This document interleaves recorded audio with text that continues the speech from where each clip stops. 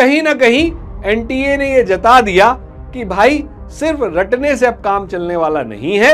आपकी conceptual understanding जब तक बेहतर नहीं होगी तब तक आप क्वेश्चन सॉल्व नहीं कर पाएंगे। कि अगर फील्ड पैरेलल है, सरफेस के एरिया वेक्टर जो है वो बना रही थी 90 डिग्री बनाएगा तो फ्लक्स 0 हो गया। मान लिया यहाँ एक कोई चार्ज है जो यहाँ पर है और इसके चारों तरफ कोई एक सरफेस बना दी।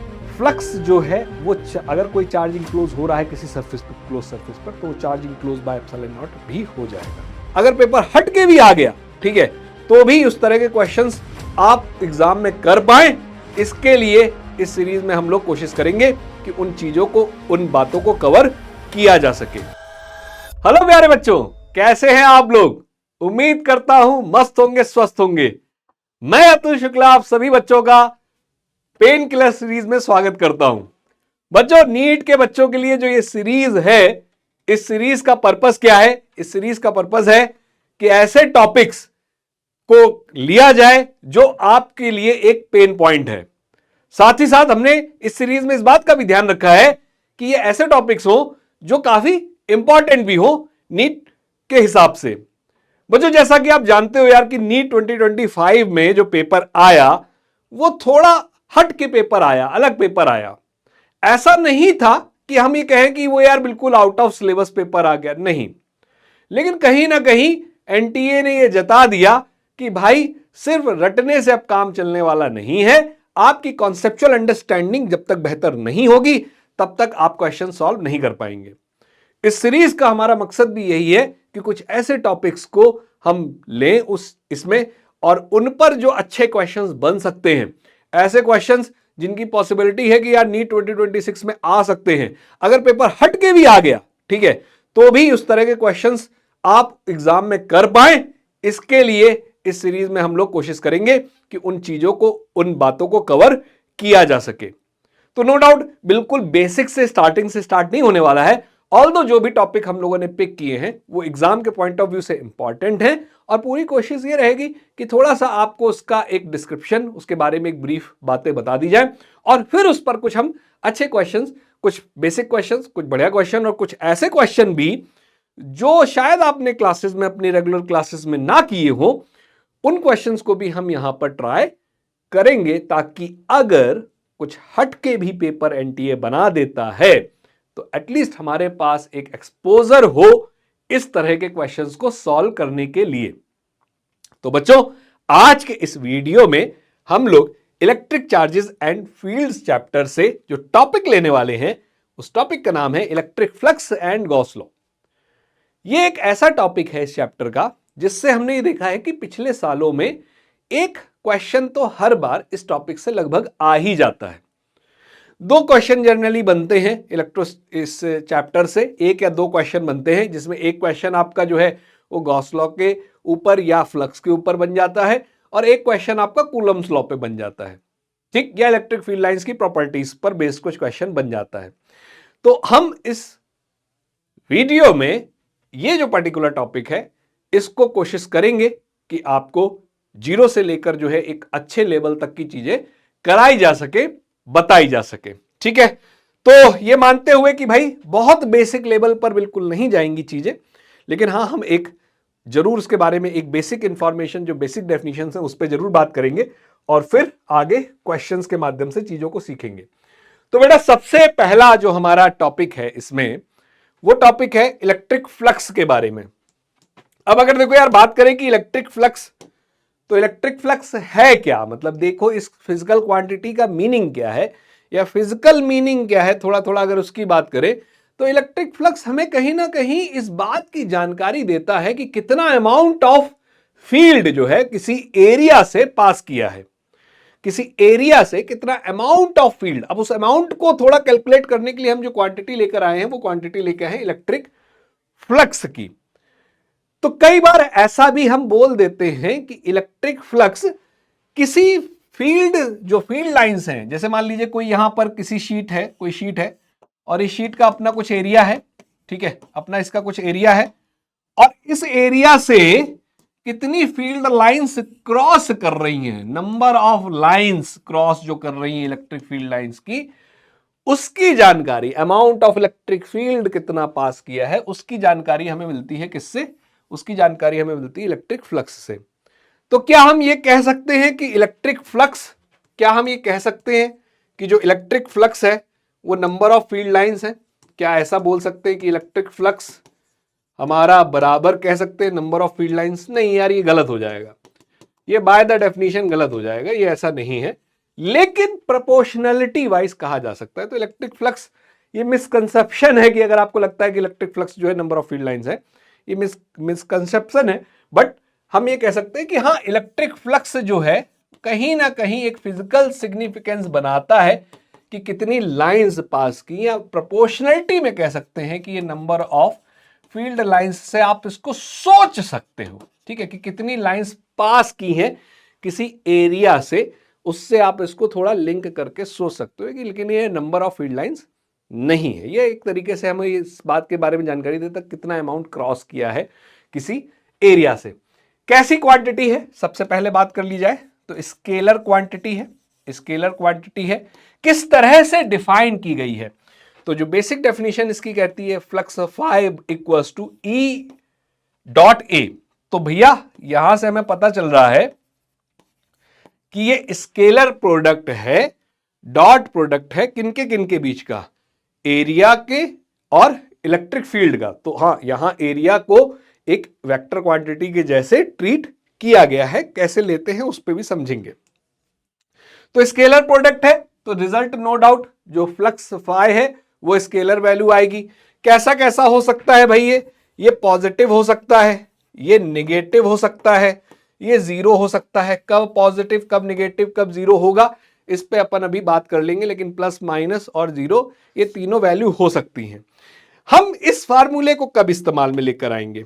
हम अगर इस बात को करें कि भाई ये phi equals to E dot A कब यूज में लेकर आएंगे, तो भाई ये फार्मूला आपको तब लगाना है जब आपको फील्ड कैसी मिले, फील्ड यूनिफॉर्म मिले, मतलब कांस्टेंट फील्ड मिले, तो आप इस फार्मूले को यूज करेंगे। और यहीं से अगर आप देखो तो फ्लक्स हमने कहा E vector E dot vector A, और इसको अगर हम और कर लें तो हम कह सकते हैं ई ए कॉस थीटा, जहां थीटा जो है वो है एंगल बिटवीन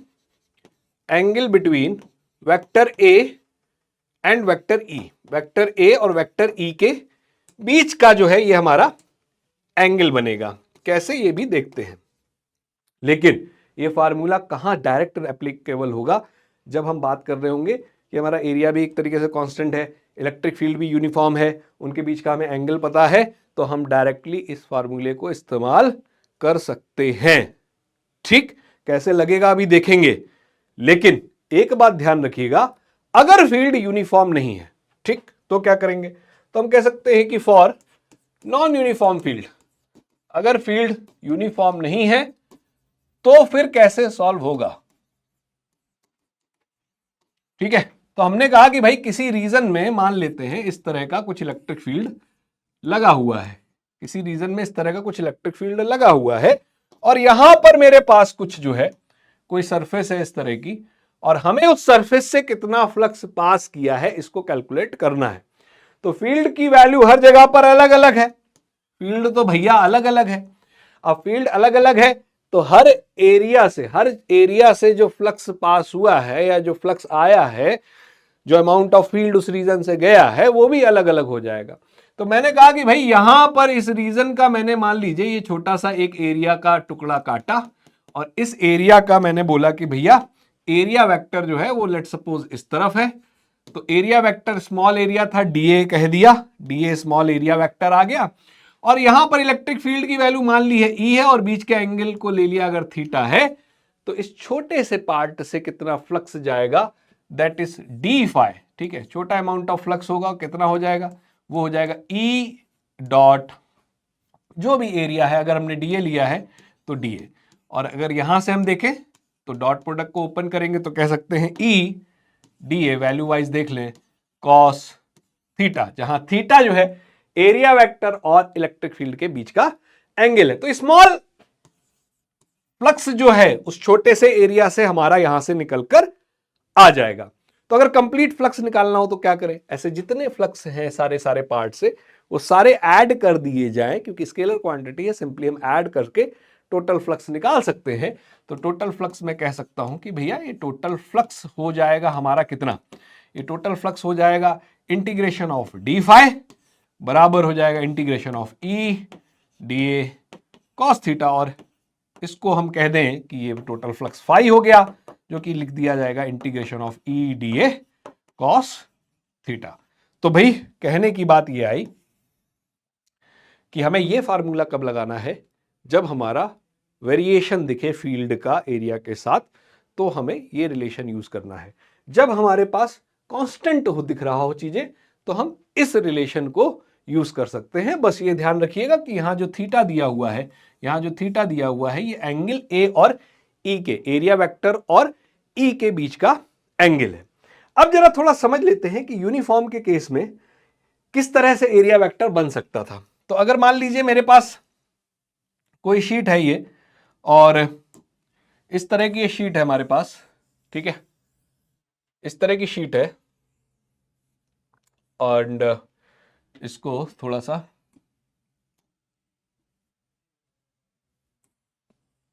ठीक, और ये जो शीट है, इस शीट से हमारा जो है वो थोड़ा सा इसको और 3D में अच्छा कर लेते हैं।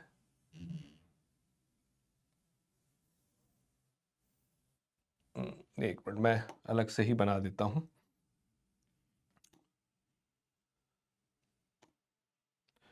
तो यहां पर हमने एक शीट ली, इस तरह की शीट ले ली मान लीजिए, ठीक।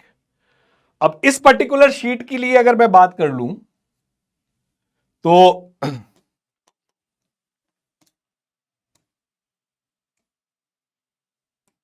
ठीक, अब ये मेरे पास शीट है और यहां पर हमारे फील्ड लाइंस यूं पास कर रही हैं, ठीक है। तो इस शीट से यूनिफॉर्म फील्ड जो है वो हमारा पास कर रहा है, और कितना फ्लक्स होगा अगर ये मुझे कैलकुलेट करना है, तो मुझे यहां देखना है कि मेरा एरिया वेक्टर क्या होगा। तो अगर ये क्लोज्ड नहीं है, तो एरिया वेक्टर मेरे दो हो सकते हैं। एरिया वेक्टर जो भी आएगा वो एरिया जो भी प्लेन है उसके प्लेन के परपेंडिकुलर आएगा। जैसे इस केस में एरिया वेक्टर या तो ये हो सकता है, ठीक है, और ये भी हो सकता है, दोनों में से कोई भी कंसीडर किया जा सकता है, ठीक। अगर क्लोज्ड नहीं है, ओपन इस तरह से है, क्लोज ऑब्जेक्ट कैसे हुआ उस पर बात करेंगे, लेकिन इस केस में हम दोनों ही एरिया वेक्टर कंसीडर कर सकते हैं।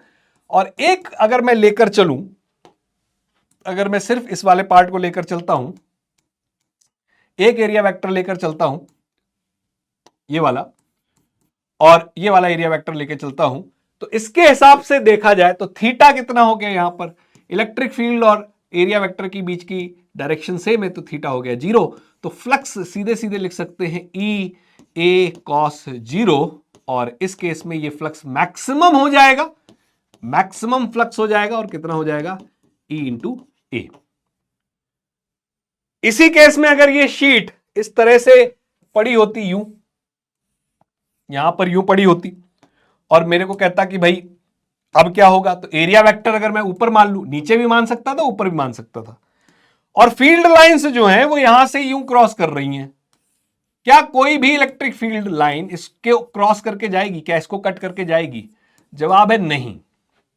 और कितना एंगल बन रहा है, तो इलेक्ट्रिक फील्ड और एरिया वेक्टर के बीच का एंगल थीटा है, जो हमने इस कंडीशन में लिया है, जो कि 90 डिग्री है। तो फ्लक्स कितना हो जाएगा, तो ई ए कॉस 90। बेटा ये डायरेक्ट फार्मूला इसलिए लगा पा रहे हैं क्योंकि ई यूनिफॉर्म है, और यहां फ्लक्स कितना हो गया, यहां पे फ्लक्स हो गया 0। सर माइनस कब हो सकता था? अगर इसी को कोई एरिया वेक्टर इस डायरेक्शन में मान लेता तो ये फ्लक्स माइनस हो जाता। कैसे सर? यहां पर हमने कहा कि भाई ये शीट थी हमारी, ठीक, ये शीट थी, और मैंने कहा कि भाई इसका एरिया वेक्टर जो है हमने एज्यूम कर लिया कि इस तरफ है। भाई एक शीट अगर है तो हम एरिया वेक्टर किधर भी मान सकते हैं इसको, और इलेक्ट्रिक फील्ड लाइन जो है वो यहां से यूं पास कर रही है, इस केस में थीटा कितना हो गया, इस केस में हो गया थीटा 180 डिग्री, और यहां फ्लक्स जो आ जाएगा वो कितना आ जाएगा, माइनस ई ए, क्योंकि cos 180 डिग्री की जो वैल्यू है वो -1 होती है। कहने का मतलब ये है कि अगर सिंगल शीट है तो इन दोनों केसेस में ये भी आंसर ठीक है और ये भी आंसर ठीक है, दोनों पॉसिबल है। लेकिन जब क्लोज ऑब्जेक्ट है, क्लोज ऑब्जेक्ट का मतलब हो गया कि मान लीजिए कि हमने कहा कि भाई ये एक सिलेंडर ले लिया, क्लोज है, इसके लिए सर एरिया वेक्टर किधर होगा, तो एरिया वेक्टर इस केस में हमेशा क्लोज ऑब्जेक्ट में बाहर की तरफ बनेगा। मतलब कि भैया इसका एरिया वेक्टर इस वाले एरिया का एरिया वेक्टर इस तरफ होगा, इस वाली पोर्शन के एरिया वेक्टर इस तरफ होगा, और जो कर्व्ड पार्ट है उस कर्व पार्ट के हर एक पॉइंट पर जो छोटा छोटा एरिया आ रहा है हर तरफ होगा। तो चारों तरफ इसका एरिया वेक्टर जो है वो मिलेगा जो कर्व पार्ट पर आपको दिखाई दे रहा है। इसी तरह से अगर आपके पास कोई क्यूब है, ठीक है, अब क्यूब है तो साहब क्यूब में कहां सर एरिया वेक्टर होगा, तो अगर क्लोज ऑब्जेक्ट है तो उसके केस में हमेशा हमको एरिया वेक्टर बाहर की तरफ लेने, मतलब इस वाली साइड से एरिया वेक्टर इस तरफ, इस वाली साइड से जो ये साइड देख रहे हो इससे एरिया वेक्टर इस तरफ, ये वाली जो ऊपर वाली साइड देख रहे हो आप उससे एरिया वेक्टर ऊपर की तरफ, नीचे वाली साइड देख रहे हो उसका एरिया वेक्टर नीचे की तरफ। तो चारों दिशाओं में बाहर की तरफ एरिया वेक्टर कंसीडर होगा अगर क्लोज ऑब्जेक्ट की बात कर रहे हो। सर यूनिट क्या हो जाएगी, तो यूनिट्स हम यहां से देख सकते हैं। यूनिट हमने देखा E इंटू ए, ई की यूनिट क्या होती है, अगर मैं फ्लक्स के फार्मूले से देखूं तो भैया ई ए या ई डॉट ए यहां से देख सकते हैं। ई की यूनिट क्या होती है, ई की यूनिट आप कहां से निकाल सकते हो, ई निकाल सकते हो आप एफ अपॉन क्यू से, ठीक है, यहां से आप निकाल सकते हैं। तो कितना हो जाएगा, ये न्यूटन, न्यूटन हो गया पर कूलम, और एरिया की यूनिट होती है मीटर स्क्वायर, तो ये आपकी यूनिट हो गई। इलेक्ट्रिक फील्ड की एक यूनिट और होती है, क्या होती है सर, वोल्ट पर मीटर। तो वोल्ट पर मीटर और मीटर स्क्वायर, तो भैया ये क्या हो गया, एक मीटर से मीटर कैंसिल हुआ, ये बन गया वोल्ट मीटर, तो ये भी एक यूनिट हो सकती है। इसकी डायमेंशन भी पूछ सकता है, तो डायमेंशन भी आप बड़े आराम से निकाल सकते हैं। मैं लिख देता हूं, न्यूटन फोर्स की डायमेंशन से अगर आप देखोगे डायमेंशन कितनी हो जाएगी, फोर्स की डायमेंशन से आप देखोगे तो ये बन गया mlt-2, ठीक, ये फोर्स की डायमेंशन हो गई। कूलम चार्ज की डायमेंशन IT, Q बराबर IT से देख लोगे तो एम्पियर इंटू टाइम, और मीटर स्क्वायर ये हो गया L स्क्वायर। तो बड़े प्यार से हमारी डायमेंशन कितनी आ गई, m L की पावर 3 T की पावर -3 और A की पावर -1, ये हमारी यहां से डायमेंशन हो गई। तो ये सारा इसका बेसिक पार्ट था। कुछ बेसिक प्रॉपर्टीज जो हैं वो फटाफट से हम लोग देख लेते हैं कि अगर फील्ड पैरेलल है सरफेस के, मतलब कि थीटा कितना बना रहा है, थीटा बना रहा था 90 डिग्री, एरिया वेक्टर जो है वो बना रही थी 90 डिग्री। तो अगर प्लेन पैरेलल है फील्ड के तो एरिया वेक्टर बनाएगा 90 डिग्री, और 90 डिग्री बनाएगा तो फ्लक्स 0 हो गया। जब फील्ड परपेंडिकुलर होगा किसके, परपेंडिकुलर टू सरफेस, सरफेस के परपेंडिकुलर है, लेकिन थीटा कितना होगा इस केस में, थीटा हो जाएगा 0। पीछे अगर आप देखो तो फील्ड जो है वो सरफेस के परपेंडिकुलर है, सरफेस के परपेंडिकुलर है, लेकिन एरिया वेक्टर फील्ड के अलाइन हो गया तो थीटा जो है हो गया कितना, 0, और थीटा 0 हो गया तो भैया फ्लक्स हो जाएगा आपका मैक्सिमम। फ्लक्स पॉजिटिव भी हो सकता है, निगेटिव भी हो सकता है। पॉजिटिव फ्लक्स को अभी याद रखेंगे लीविंग फ्लक्स भी कहते हैं, क्योंकि ये हम मानते हैं कि लीव कर रहा है, और नेगेटिव फ्लक्स जो है उसको हम लोग एंटरिंग फ्लक्स भी बोलते हैं। अभी गॉस लॉ में जो है इन बातों को हम लोग देखेंगे। चलिए कुछ क्वेश्चंस देखते हैं इस पर बेस्ड। तो फटाफट पहले एक बेसिक क्वेश्चन देखते हैं। इस बेसिक क्वेश्चन में अगर आप देखोगे तो इसने कहा कि भाई फ्लक्स बताओ, इलेक्ट्रिक फील्ड दे दिया है 10 यूनिट के बराबर, एरिया 10 यूनिट के बराबर, और ध्यान देना है angle between surface and electric field is 60 degree. ठीक, तो सर ये तो बिल्कुल सीधा सीधा है। फाई बराबर क्या लगा दिया हमने फटाक से, ई ए कॉस थीटा। सर ये क्यों लगा दिया, ये इसलिए लगा दिया कि फील्ड यूनिफॉर्म है। देखिए यहां पर कुछ दिया नहीं कि फील्ड वेरी कर रहा है, सब चीज बिल्कुल कांस्टेंट है, सीधे फार्मूला लगा देंगे। सर वैल्यू रख दे 10, एरिया 10, कॉस रख दिया कितना 60 डिग्री, और भैया जैसे ही आपने ऐसे रखा आपको लगा कि क्वेश्चन तो सॉल्व हो गया, लेकिन आपने कर दिया क्वेश्चन गलत। क्या सर इंटीग्रेट करना था क्या? इसमें इंटीग्रेट तो नहीं करना था, इंटीग्रेट तो नहीं करना है, होगा तो सीधे ही सीधे। फिर गलती कहां हुई है? गलती हुई है बाबूजी यहां पर।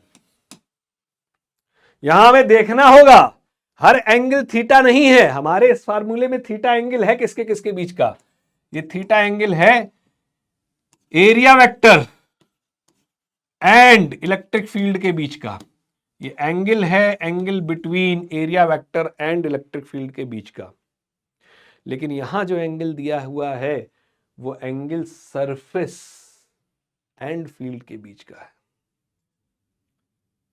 सरफेस एंड फील्ड के बीच का है। देखना जरा एक खेल भैया, जब हमने इस पे देखा ना, बेसिक पे समझना, बेसिक समझ जाओगे तो सब कोई दिक्कत नहीं।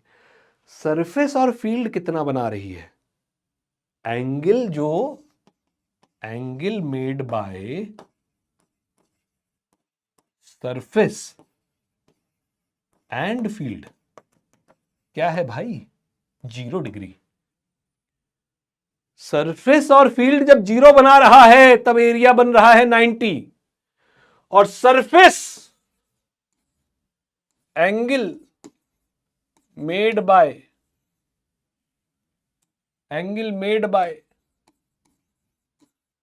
सरफेस एंड फील्ड कितना है भैया? ये एंगल है 90 डिग्री। तब एरिया वेक्टर कितना बना रहा है? 0 डिग्री। इसका मतलब सरफेस और फील्ड के बीच का जो एरिया है, सरफेस और जो फील्ड के बीच का जो एंगल है, एरिया वेक्टर और फील्ड के बीच के एंगल, ये दोनों अलग बातें हैं लेकिन जुड़ी हुई हैं एक दूसरे से। एक जब 0 है तो वो 90 है, ये जब 90 है तो वो 0 है। तो क्या रिलेशन है पता है? रिलेशन ये है कि अगर भैया सरफेस एंगल बना रही है 60 डिग्री, तो एरिया वेक्टर जो एंगल बनाएगा, angle made by area vector, angle made by area vector with field कितना हो जाएगा? विथ फील्ड ये एंगल जो होगा, ये एंगल होगा आपका 90 माइनस 60, और ये एंगल कितना होगा? 30 डिग्री।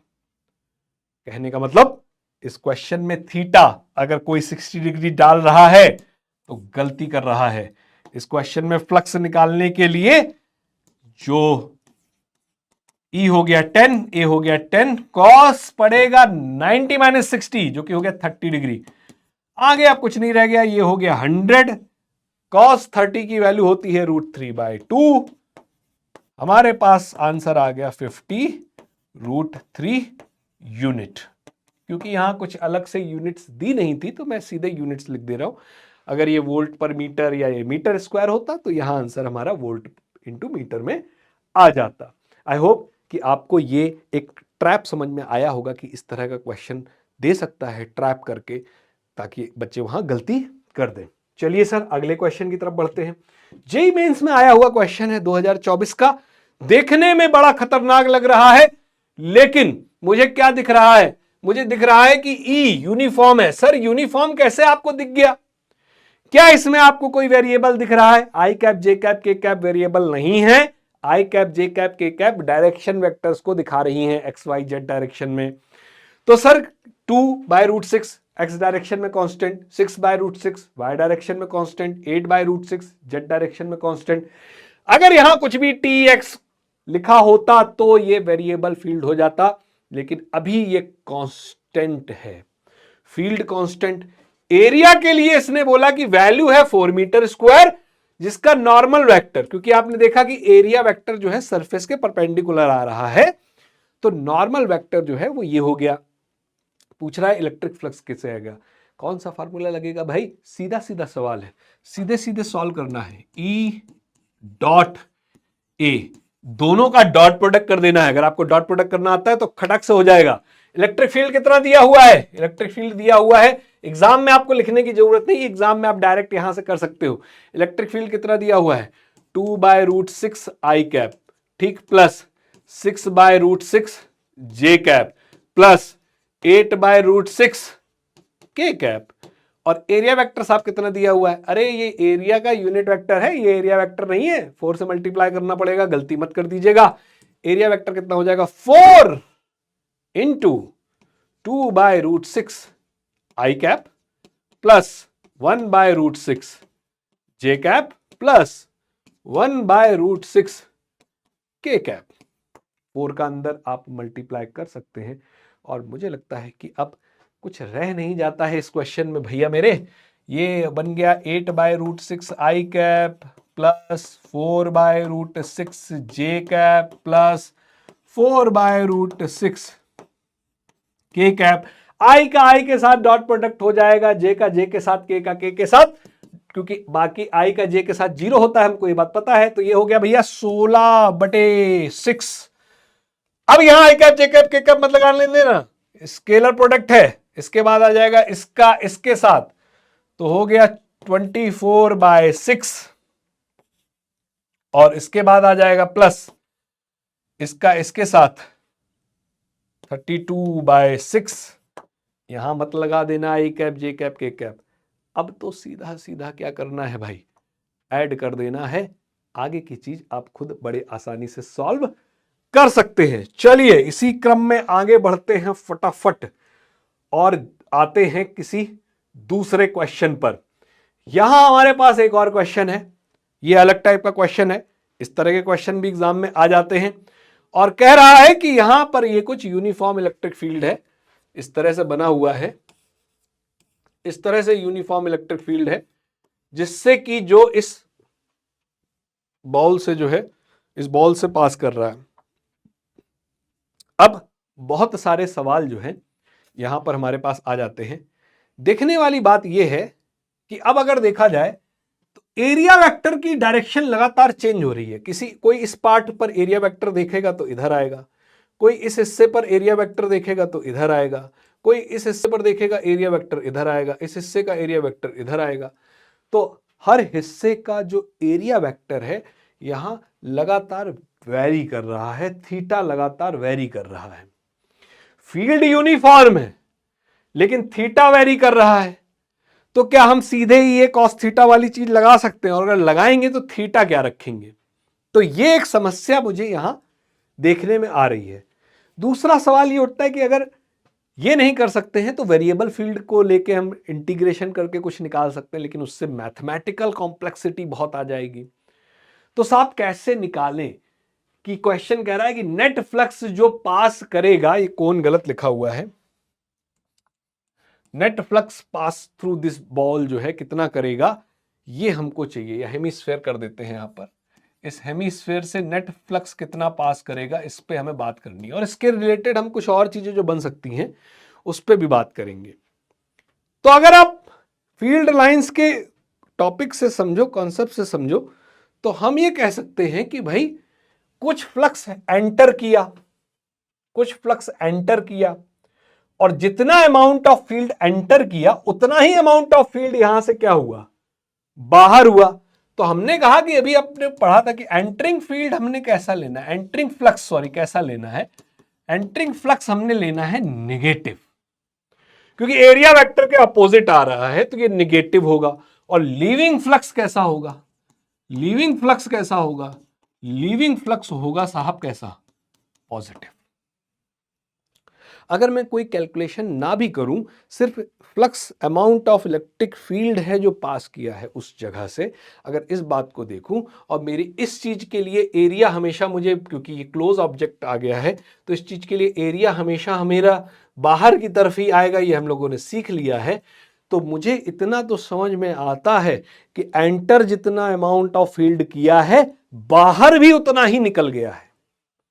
तो वैल्यू वाइज जितना माइनस में फ्लक्स है, लीव करने वाला फ्लक्स उतना ही प्लस में है।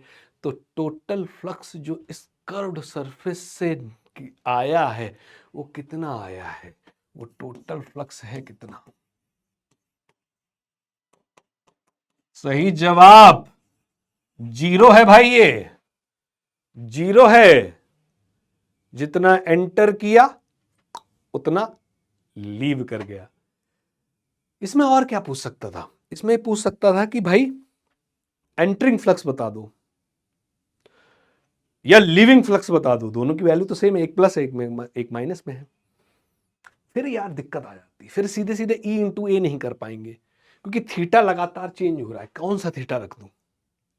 कुछ और जुगाड़ देखता हूं, इंटीग्रेशन करके करना कोई सीधी सीधी बात नहीं है, कुछ और जुगाड़ हो सकता है। एक जुगाड़ हो सकता है, एक जुगाड़ ये हो सकता है कि अगर मैं इसको ऐसे देख के चलूं कि ये अमाउंट है जितना यहां से इस कर्व से पास किया है, अगर इसके अंदर में एक डिस्क को सोचूं, कैसी डिस्क को सोचूं साहब? ऐसी डिस्क को सोचूं कि यार यहां से इलेक्ट्रिक फील्ड आ रहा था, ये इलेक्ट्रिक फील्ड चला यहां पहुंचा, ये इलेक्ट्रिक फील्ड चला यहां पहुंचा, ये इलेक्ट्रिक फील्ड चला यहां पहुंचा, और जितनी फील्ड लाइंस यहां से घुसी हैं, जितना अमाउंट यहां से घुसा है, उतना ही यहां से क्रॉस किया होगा, इससे भी क्रॉस किया होगा, इससे भी क्रॉस किया होगा, इसको भी क्रॉस किया होगा, और उतना ही निकला भी होगा। क्या कहते हो? क्या बात सही है? इसका मतलब बजाय इस पे ध्यान देने के मेरे पास ये फ्लैट चीज मुझे दिखाई दे रही है, और ये फ्लैट चीज जो है ये एक डिस्क बन रही होगी कंप्लीट, उस डिस्क का आधा पार्ट है, और इसके एरिया को अगर मैं इधर कंसीडर कर लूं तो वैल्यू वाइज मैं देख लेता हूं कि क्या वैल्यू है और इसका एरिया कितना होगा। तो अगर साहब इसकी रेडियस r मान लूं तो ये जो पूरी डिस्क है इसका एरिया हो जाएगा पाई आर स्क्वायर, इस आधी डिस्क का एरिया होगा पाई आर स्क्वायर बाय 2। तो फ्लक्स की वैल्यू कितनी हो गई? फ्लक्स अब मैं सीधे सीधे, क्योंकि यहां थीटा हो गया कितना मेरा, यहां थीटा सीधे सीधे मुझे मिल गया 0 डिग्री, तो फ्लक्स सीधा सीधा लिख सकता हूं E into pi R square by 2। और अब अगर कोई कहता है कि एंटरिंग फ्लक्स बताओ, एंटर कितना किया साहब, तो एंटरिंग फ्लक्स हो गया माइनस में, क्योंकि उस केस में एरिया वेक्टर इधर हो जाता, तो वो हो गया minus E pi R square by 2। और लीविंग फ्लक्स पूछता कितना है, तो लीविंग फ्लक्स कर्व सरफेस से, तो वो हो जाता पॉजिटिव का, that is E pi R square by 2। और टोटल फ्लक्स पूछता तो वो हो जाता 0। आई होप आपको समझ में आ गया होगा। ठीक इसी तरह का ये क्वेश्चन भी है, और एक कोन पर पूछ रहा है कितना नेट फ्लक्स पास करेगा। तो भैया आंसर तो यहां इलेक्ट्रिक फील्ड में ड्रॉ कर दे रहा हूं, लाइन अगर आपको नहीं दिख रही है, आंसर तो इसका भी क्या है 0, क्योंकि इसने क्या कहा, इसने कहा है find net flux passing through इस कोन से, पूरे कोन से कितना पास करेगा, तो जितना एंटर करेगा उतना लीव करेगा। मगर मेरे को अगर कोई कहे कि एंटरिंग फ्लक्स या लीविंग फ्लक्स पूछ लिया कि साहब लीविंग फ्लक्स बता दो कितना होगा, लीविंग फ्लक्स कितना होगा, तो ये भैया आपका है क्या होमवर्क, सेल्फ करके देखेंगे आप।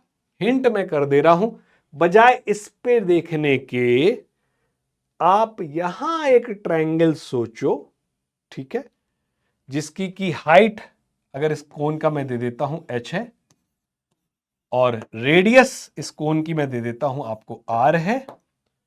तो आप इस ट्रायंगल को जो बीच में बन रहा है इस तरह का, इसका एरिया को सोचो, और उस एरिया पे अगर आप फ्लक्स निकाल लोगे तो आपको कर्व पर देखने की जरूरत, जो कर्व पार्ट है उस पर देखने की जरूरत नहीं पड़ेगी। ये आप खुद से ट्राई करेंगे।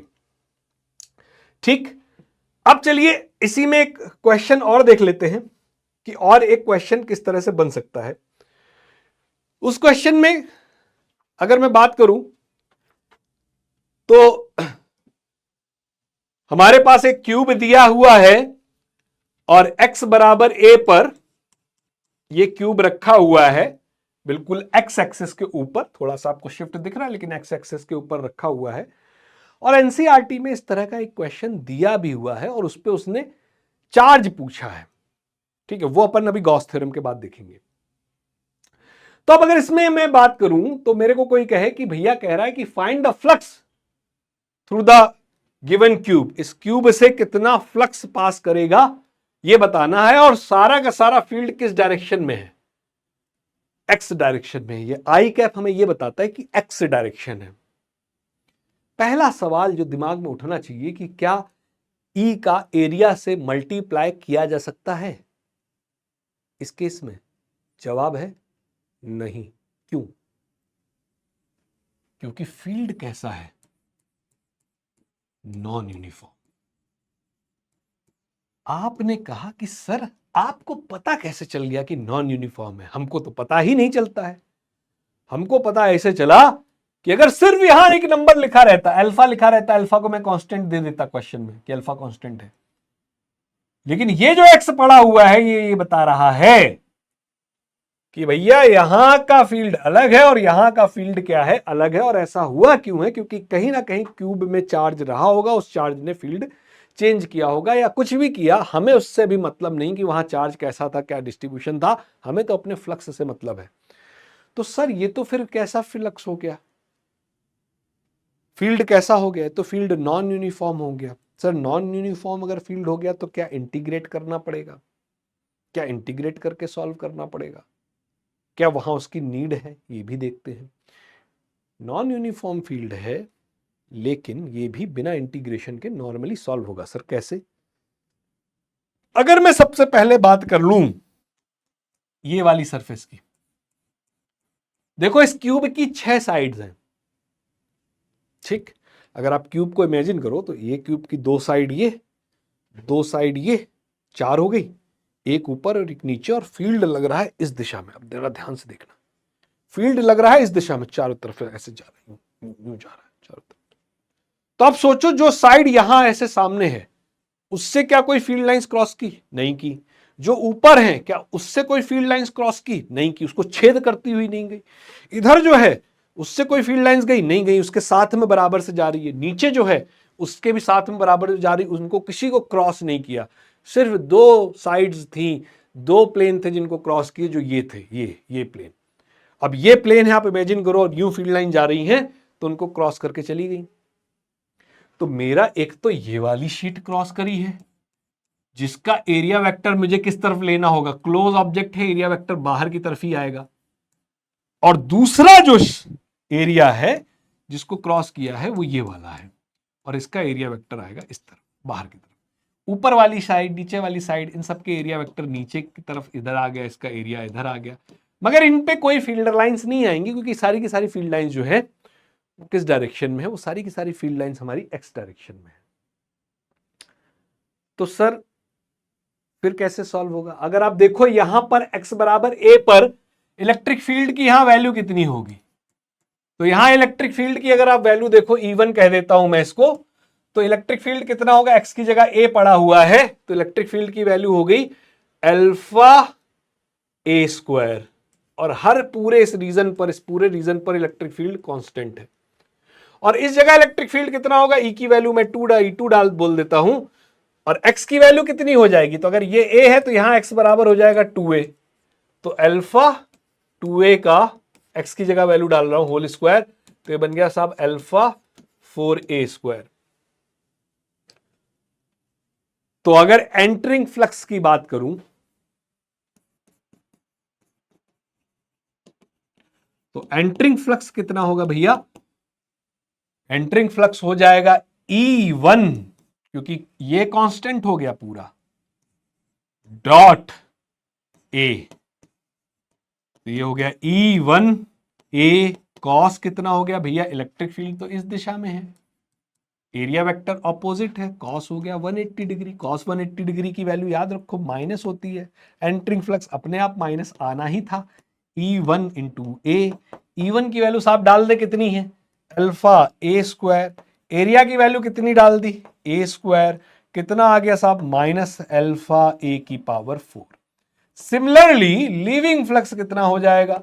लीविंग फ्लक्स जो हो जाएगा वहां पर इलेक्ट्रिक फील्ड इस दिशा में, एरिया वेक्टर इधर, थीटा हो गया 0, फ्लक्स φ2 की वैल्यू हो गई E इंटू ए, ई का E2 की वैल्यू कितनी निकाली भाई? 4 अल्फा a स्क्वायर, एरिया की वैल्यू a स्क्वायर, ठीक, कितना हो गया? 4 अल्फा a की पावर 4।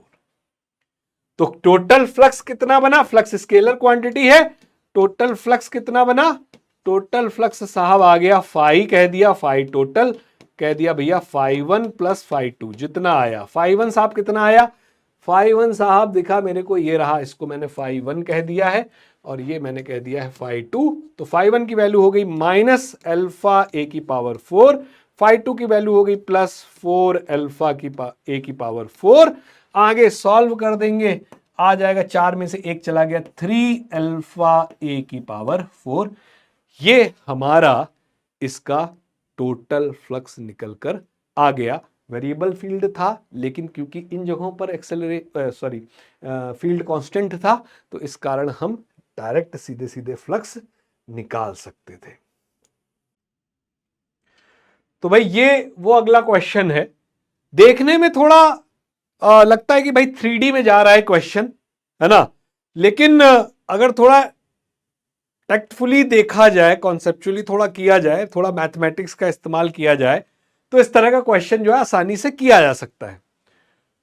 दिया गया है, अगर इसमें भी आप देखो तो फील्ड यूनिफॉर्म दे दिया, ये एक अच्छी बात है। मगर अब ये कह रहा है कि ये जो एरिया है, इस एरिया की जो शीट पड़ी हुई है जिसका एरिया 2 मीटर स्क्वायर है, इससे कितना फ्लक्स जाएगा वो निकालो। और सिंगल शीट है तो प्लस में भी आंसर हो सकता है और माइनस में भी आंसर हो सकता है। तो साहब कैसे करें इसको? देखो, इलेक्ट्रिक फील्ड तो हमारा दिया हुआ है, इसका मैग्नीट्यूड निकाल सकते हैं, एरिया निकल आएगा। एरिया निकल आएगा, फिर इलेक्ट्रिक फील्ड किस डायरेक्शन में है ये बड़ा कॉम्प्लिकेटेड हो जाएगा, कोई 3D में जा रहा है। तो हमारी अप्रोच बेस्ट ये है कि हम किसी तरह से एरिया को वेक्टर क्वांटिटी में अगर लिख ले जाएं तो ई डॉट ए करके आसानी से निकल सकता है। साहब एरिया कैसे लिखे वेक्टर क्वांटिटी में? तो देखो बड़ा आसान है। अगर मैं इसको ऊपर से देखूं, अगर मैं इसके टॉप व्यू देखूं, ऊपर से देखूं, ठीक, तो मुझे कुछ इस दिशा में इधर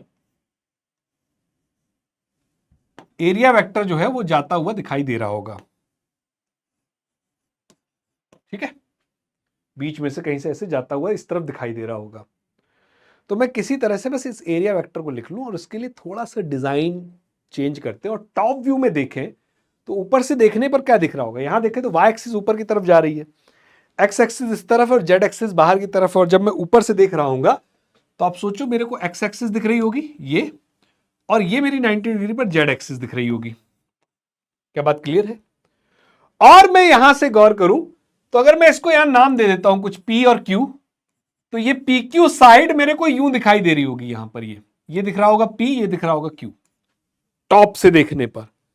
और फिर सोचो कि एरिया वेक्टर मेरे को ये इस तरफ यूं जाता हुआ यहां ऐसे दिखाई दे रहा है। अब देखिए कितना आसान हो गया इस वेक्टर को लिखना।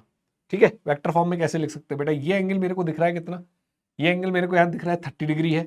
एरिया वेक्टर इस शीट के साथ 90 डिग्री बना रही होगी, ये 60 रहा होगा, ये अपोजिट हो गए, ये 60 है, तो ये भी एंगल आ गया होगा कितना, 60 डिग्री का। इसका मतलब इस एरिया का एक कंपोनेंट आ रहा होगा एक्स एक्सिस की तरफ जो कि हो गया ए कॉस 60, और एक कंपोनेंट जा रहा है मेरा किसकी तरफ, माइनस जेड एक्सिस की तरफ जो कि हो गया ए साइन 60। तो बस एक बार एरिया वेक्टर अगर बेटा सही से लिख ले गए, एरिया वेक्टर हो गया ए कॉस 60 आई कैप माइनस ए साइन 60 जे कैप, तो बड़े आराम से क्वेश्चन हो गया। ए कॉस 60 की वैल्यू कितनी होती है? कॉस 60 की वैल्यू होती है भैया 1/2, ठीक, माइनस ए साइन 60 की वैल्यू साहब होती है √3/2। ठीक है, ये आई कैप, ये जे कैप, एरिया वेक्टर आ गया, ई वेक्टर दिया है, फ्लक्स कितना हो जाएगा भाई? अब कुछ नहीं रहेगा इस क्वेश्चन में, देखने में ही बस मुश्किल सा था, थोड़ी सी डिजाइनिंग सही से की इसकी, टॉप व्यू देखा, फटक से बन गया ई डॉट ए। ई डॉट ए कितना, ई कितना 2, और इसके साथ बनेगा तो कितना आ गया, एरिया की वैल्यू डाल देते हैं यहाँ पे, एरिया की वैल्यू कितनी थी, 2 थी, तो ये तो 2 से 2 कैंसिल आउट होगा, इसको लिख लेते हैं आई कैप, ये 2 से 2 कैंसिल आउट होगा, माइनस √3 जे कैप, और इसका इसके साथ डॉट प्रोडक्ट हुआ तो बचा 2, आई का आई के साथ हो गया 1, और ये मेरा गलत कर दिया यहां मैंने, ये जाएगा किस तरफ, जेड एक्सिस में है, तो ये बनेगा के कैप। ठीक है, और ये भी बनेगा मेरा के कैप, क्योंकि जेड एक्सिस पे था, ये भी आ जाएगा यहां से के कैप। तो अब यहां से देखूं तो जे का कोई टर्म है नहीं, तो सीधे के के साथ बनेगा, ये भी माइनस, वो भी माइनस, माइनस माइनस हो गया प्लस 4√3। तो ये मेरी वैल्यू आ जाएगी। आगे अगर इसको सॉल्व करना हो √3 की वैल्यू डाल के सॉल्व कर सकते हैं। इतना जो है यूनिट हमारा फ्लक्स यहां पर निकल कर आ जाएगा। तो इस क्वेश्चन में कुछ नहीं था, बस हमको थोड़ा सा एरिया वेक्टर लिखने की स्ट्रैटेजी थी। उसको आप एक बार दोबारा देखिए अगर आप नहीं समझ पाए हैं, और आपको ये क्लियर हो जाएगा कि इस तरह से भी चीजें लिखी जा सकती हैं।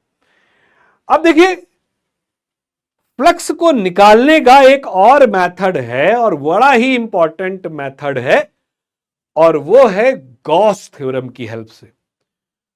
ठीक है, गॉस थ्योरम क्या कहती है, गॉस का जो लॉ है वो क्या कहता है। गॉस पहली बात तो बहुत शानदार मैथमेटिशियन थे। ठीक है, अब उन्होंने अपने लॉ से, अपनी कैलकुलेशन से बहुत बड़ी बड़ी जो मैथमेटिकल प्रॉब्लम थी फील्ड को, फ्लक्स को निकालने के लिए, जो वेरिएबल फील्ड के लिए निकालने के लिए, फ्लक्स निकालने के लिए जो बहुत कॉम्प्लिकेटेड कैलकुलेशंस थी, अपने एक फॉर्मूले से, अपने लॉ से बड़ा आसान बना दिया। तो कहने का मतलब यह है कि गॉस लॉ में जो बातें हम लोग सीखने वाले हैं उससे भी हम फ्लक्स निकाल सकते हैं, और बहुत सारी चीजें, बहुत सारे क्वेश्चंस बन जाते हैं। तो ध्यान से, अगर आपको पता है, अच्छे से कॉन्सेप्ट क्लियर है, तो आप इससे बेस कोई भी क्वेश्चन जो है आसानी से एग्जाम में कर सकते हैं।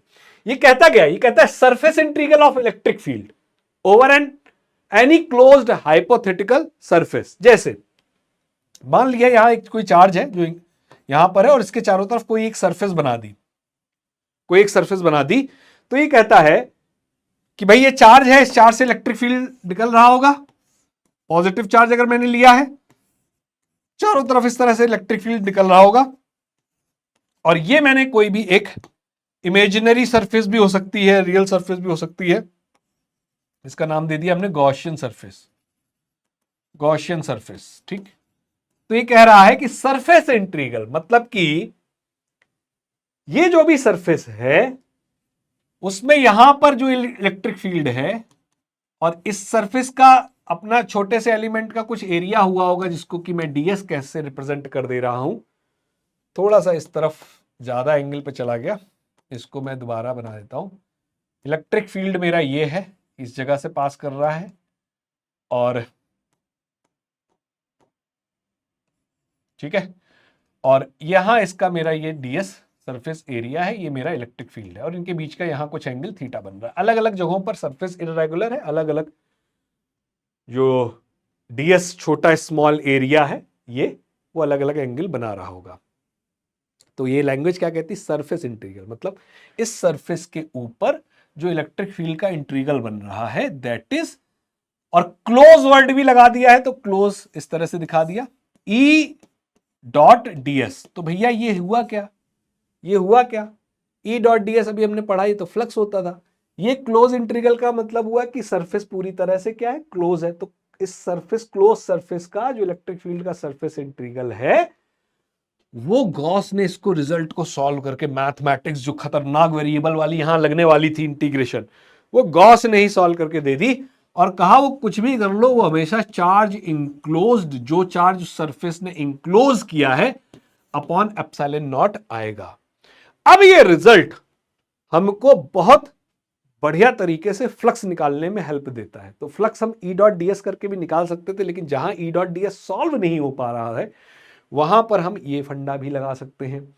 कहने का मतलब, अब हमें यहां एक बात ये समझनी है कि ये पूरी चीज क्या है, ये पूरी चीज क्या है, ये पूरी चीज है वो फ्लक्स जो उस सरफेस से, किस सरफेस से, इस सरफेस से पास किया है, वो पूरा फ्लक्स है। ये पूरा मिलकर फ्लक्स बनता है, फ्लक्स। ये अकेला अपने आप में ई देगा जरूरी नहीं, डीएस, ई और डीएस मिलकर पूरा जो बना रहे फ्लक्स, किसके ऊपर फ्लक्स बना रहे, ये मतलब अमाउंट ऑफ फील्ड जो निकला उस सरफेस से, निकला या आया जो भी है, और किसके बराबर आया, चार्ज, जितना चार्ज इंक्लोज किया अपॉन एप्सिलॉन नॉट। तो साहब ये भी क्या है, ये भी पूरा पूरा क्या है, फ्लक्स ही है, जो गॉस ने कैलकुलेट कर दिया अपनी जो इंटेलिजेंसी थी उससे। तो इसको हम लोग समझेंगे, इसकी थ्योरी को, क्योंकि इस पे बेस छोटे छोटे छोटे छोटे क्वेश्चंस बन जाते हैं। तो अब फ्लक्स जो है वो, अगर कोई चार्ज इंक्लोज हो रहा है किसी सरफेस पे, क्लोज सरफेस पर, तो वो charge enclose by epsilon not भी हो जाएगा।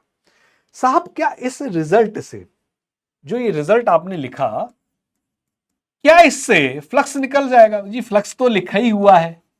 अच्छा जी, तो सर क्या इससे ई इलेक्ट्रिक फील्ड भी निकल सकता है? हाँ, इस रिजल्ट से इलेक्ट्रिक फील्ड भी निकल सकता है अगर सिमेट्री फॉलो हो रही है। ऑल्दो इस लेक्चर में हम लोग उसकी बात नहीं करेंगे, हम सिर्फ फ्लक्स की बात करने वाले हैं। सिमेट्री भी 3 तरह की सिमेट्री एनसीईआरटी में दिया हुआ है। स्फेरिकल सिमेट्री है, सिलिंड्रिकल सिमेट्री है, ठीक है, पैरेललोपाइप सिमेट्री है, पिल बॉक्स वाली। तो अगर वैसी सिमेट्रीज हैं, मतलब ई यूनिफॉर्म है उन रीजंस में, तो ये इंटीग्रेशन सॉल्व होकर इलेक्ट्रिक फील्ड भी निकल सकता है। लेकिन यहां हम अभी फिलहाल फ्लक्स की बात करेंगे।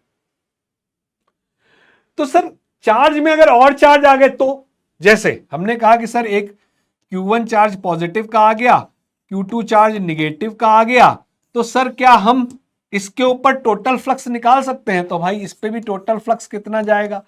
इस पे total flux E dot ds जो सॉल्व होकर बनेगा टोटल फ्लक्स, वो Q1 minus Q2 bye epsilon not हो जाएगा। अच्छा सर एक बात और देखें अगर हम, कि यहीं पर ये एक चार्ज था और ये इसके आपने चारों तरफ बाउंड्री बना दी, और इससे फ्लक्स कितना पास करेगा? तो हमने कहा इससे जो फ्लक्स पास करेगा वो फ्लक्स पास करेगा Q बाय एप्सिलॉन नॉट। ठीक है सर, तो अगर मान लीजिए मैंने एक और दूसरी गॉसियन सरफेस बना दी, तो सर अब एक बात सोचो, यहां से जो फील्ड लाइंस निकली हैं, जो अमाउंट ऑफ फील्ड निकला है, वो अमाउंट ऑफ फील्ड जितना नीचे वाली अंदर वाली सरफेस पे है उतना ही बाहर वाली सरफेस पर होगी। तो यहां पे भी फ्लक्स क्या मिलेगा सर? सेम मिलेगा, कितना? Q by epsilon not.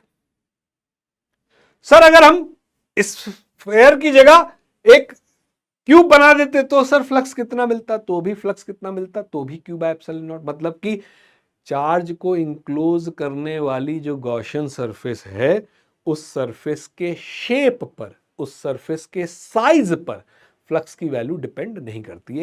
एक एनसीईआरटी ने बड़े अच्छे से एक्सप्लेन किया है कि भाई जब आपका ये चार्ज था और ये आपकी गॉसियन सरफेस थी, तो भी फ्लक्स आपका Q बाय एप्सिलॉन नॉट आ रहा है, और जब ये गॉसियन सरफेस बनी तो भी आपका flux Q by epsilon not आ रहा है। कुछ मैथमेटिकली समझाया जा सकता है कि नहीं ऐसा क्यों हुआ? तो आप एक बात देखो, फ्लक्स बना कितना? फ्लक्स जो बना वो फ्लक्स फाई बना, close integral E dot ds। और अगर हम थोड़ा एनालिटिकली सोचें तो ये बराबर क्यों रहा है? E डॉट ds यहां का और E डॉट ds पहली वाली सरफेस का। तो ये पहली सरफेस है और ये दूसरी सरफेस है। पहले वाले को रिप्रेजेंट करने के लिए मैंने E1 ds1 लिख दिया, और दूसरे वाले को रिप्रेजेंट करने के लिए मैंने E2 ds2 लिख दिया रिप्रेजेंटेशन के तौर पर। और ये दोनों ही चार्ज बाय एप्सिलॉन नॉट बने कैसे? लॉजिकली ये कैसे पॉसिबल हो रहा है? एनालिटिकली ये पॉसिबल कैसे हो रहा है? हमें एक फिजिकल मीनिंग तो समझ में आ रहा है कि अमाउंट ऑफ फील्ड जो है वो दोनों से बराबर निकलेगा।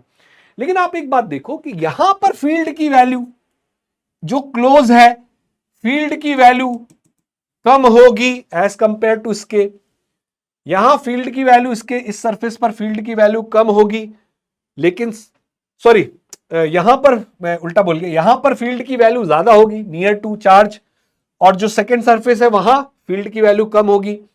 तो यहां पर इस रीजन में इलेक्ट्रिक फील्ड की वैल्यू तो बहुत ज्यादा है, मगर सरफेस एरिया कम है। सिमिलरली इस वाले में कंपैरेटिवली इलेक्ट्रिक फील्ड की वैल्यू कम है, मगर सरफेस एरिया ज्यादा है। और ये गणित ऐसी मैच कर रही है, यही तो गॉस ने निकाल दिया कि भैया वो दोनों वैल्यू क्या बन रही है? सेम। जिस तरह से ये कम हुआ है या ज्यादा हुआ है, सॉरी, उसी हिसाब से ये कम हो गया, और इस वाले एक्सप्रेशन में जिस तरह से ये कम हुआ उसी रेशियो में, उसी हिसाब से वो बढ़ गया, और रिजल्ट फ्लक्स का सेम दे दिया। एक और इंपॉर्टेंट पॉइंट देखेंगे कि अगर कहीं लिखा है मैंने close integral E dot ds equals to 0, इसका क्या मतलब हुआ? इसका क्या मतलब हुआ? पहली बात समझना, क्या इसके 0 होने का मतलब है E इक्वल्स टू 0? क्या इसके 0 होने का यह मतलब है कि E बराबर 0 है? नो। इसके 0 होने का क्या मतलब है कि फ्लक्स सरफेस पर कितना आ रहा है? ये गलत है, ये सही। तो E डॉट ds अगर 0 हो रहा है तो ये बिल्कुल जरूरी नहीं है कि आपका इलेक्ट्रिक फील्ड उस सरफेस पर, क्योंकि ये फ्लक्स निकाल तो किसी सरफेस पर ही रहे होगे, या तो इमेजिनरी सरफेस होगी, उस इमेजिनरी सरफेस पर इलेक्ट्रिक फील्ड जीरो हो ये जरूरी नहीं है। कैसे? हमने कहा यहां एक चार्ज रख दिया और यहां एक गॉसियन सरफेस बना दी, कोई भी सरफेस बना दी। अब अगर मेरे से कोई पूछे तो यहां इलेक्ट्रिक फील्ड होगा इसके कारण, भाई ये इलेक्ट्रिक फील्ड लाइंस यूं निकल रही होंगी, इस तरह से जा रही होंगी, तो सब क्या यहां इलेक्ट्रिक फील्ड है? बिल्कुल है, अलग है, यहां अलग है, यहां अलग है, यहां अलग है, यहां अलग है। मगर अगर हम देखें तो ये भी कह सकते हैं कि चार्ज इंक्लोज जीरो है तो इसके ऊपर फ्लक्स जीरो होगा, तो इलेक्ट्रिक फील्ड तो नॉन जीरो है, इस सरफेस पर अलग अलग जगहों पर अलग अलग इलेक्ट्रिक फील्ड है, मगर फ्लक्स कितना है? जीरो। मगर चार्ज इंक्लोज कितना है? जीरो। तो charge enclose by epsilon not भी कितना हुआ? जीरो हुआ। फ्लक्स भी जीरो हुआ, तो ई जीरो होगा? नहीं। इलेक्ट्रिक फील्ड तो हो सकता है, लेकिन ई डॉट डीएस का जो रिजल्ट आएगा वो हमारा वो जीरो मिलेगा। तो ई डॉट डीएस जीरो होने का मतलब ये बिल्कुल नहीं है कि इलेक्ट्रिक फील्ड जीरो हुआ, उसका मतलब हुआ कि फ्लक्स जीरो हुआ। और आप लॉजिकली भी देखो, जितनी फील्ड लाइंस एंटर करेंगी, अलग अलग एंगल पे भले कर रही हो, हम इंटीग्रेट करके सॉल्व नहीं कर पाएंगे इसको, लेकिन ये हमें पता पड़ता है कि जितना अमाउंट ऑफ फील्ड एंटर करेगा उतना ही अमाउंट ऑफ फील्ड यहां से लीव भी कर जा रहा है। आप देखो, लीव भी कर जा रहा है। तो फ्लक्स इस सरफेस पर वैसे भी कितना आना है? जीरो। और क्या पॉसिबिलिटीज बन सकती हैं? इसका यह मतलब बिल्कुल नहीं है कि ई जीरो होगा, इसका मतलब है कि फ्लक्स जीरो हो रहा है। इसी तरह से अगर मान लीजिए मेरे पास यहां पर एक चार्ज है Q1, एक चार्ज है Q2, ठीक, एक ये मेरे पास गॉसियन सरफेस है, यहां चार्ज रखा हुआ है Q3, और मैंने एक एक्सप्रेशन लिखा इस सरफेस के लिए, इस गॉसियन सरफेस के लिए।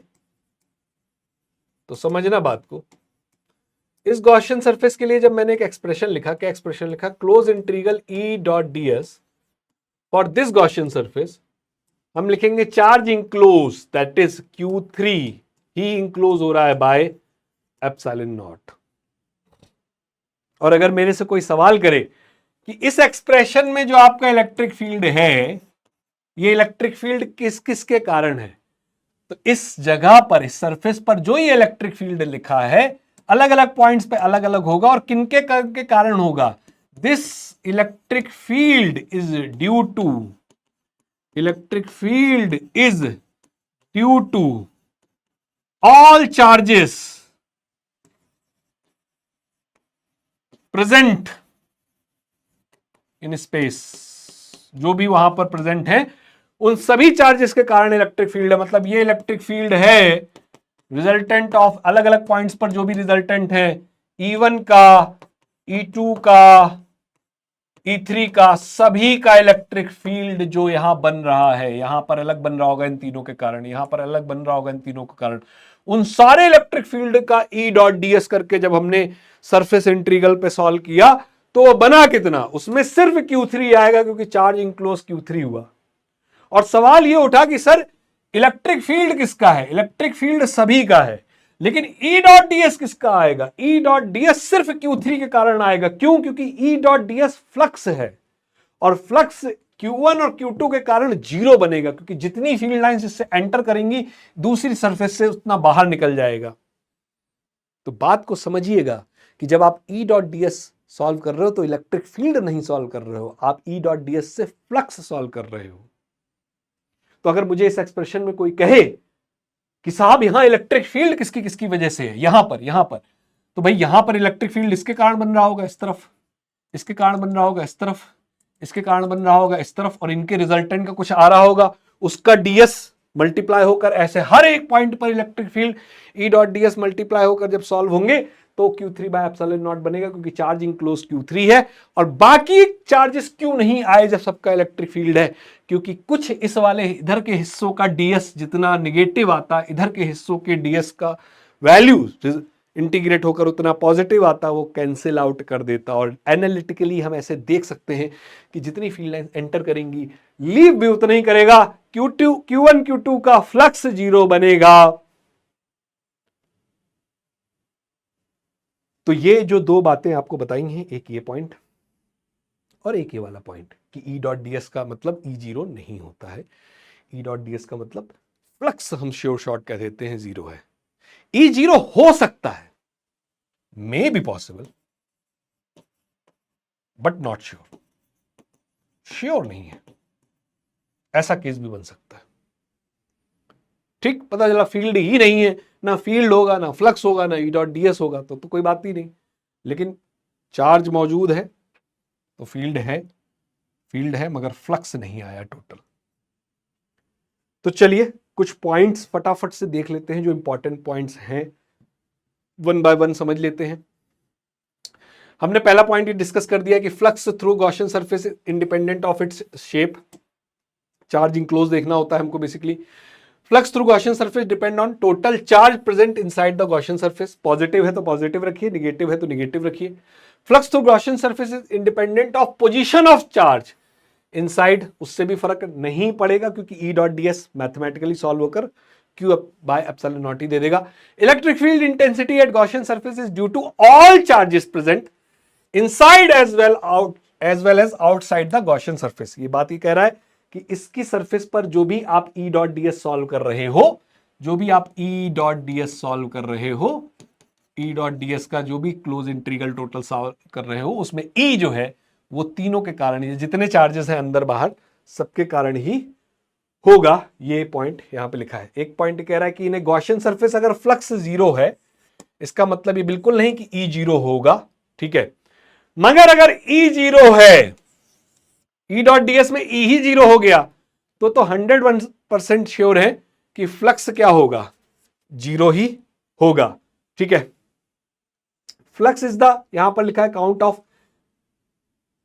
हम कह सकते हैं कि एग्जैक्टली काउंट नहीं, लेकिन हाँ एक फिजिकल मीनिंग वो रखता है। फ्लक्स बेसिकली अभी हम लोगों ने डिस्कस भी किया कि अमाउंट है टोटल, जो कि प्रोपोर्शनल है। आप प्रोपोर्शनल वर्ड ज्यादा अच्छे से यूज कर सकते हैं। Flux is the proportional count of number of lines, ठीक है। ओपन सरफेस के लिए जो है हमारा एरिया वेक्टर चूज करने का दोनों डायरेक्शन हो सकता है, जैसे हम लोगों ने पीछे देखा फ्लक्स के लिए। क्लोज सरफेस के लिए हमेशा एरिया वेक्टर बाहर की तरफ कंसीडर करना है, ठीक। चलिए कुछ क्वेश्चन फटाफट देखते हैं। पहले नंबर पे पहला क्वेश्चन ये आता है, जेई मेंस का क्वेश्चन है। कह रहा है कि 1 2 3 4 5 चार्जेस हैं, electric flux due to, flux पूछा है डायरेक्ट गॉस थ्योरम पर बेस्ड है। चार्ज इंक्लोज कितना हो गया, चार्ज इंक्लोज अगर कोई निकाल ले तो हो गया क्वेश्चन। फ्लक्स तो सिर्फ इंक्लोज चार्ज के कारण ही आएगा, बाहर वाले चार्जेस के कारण नेट फ्लक्स 0 होगा। 5 6 -2 तो 6 में 2 चला गया, चार्ज इंक्लोज हो गया 4Q।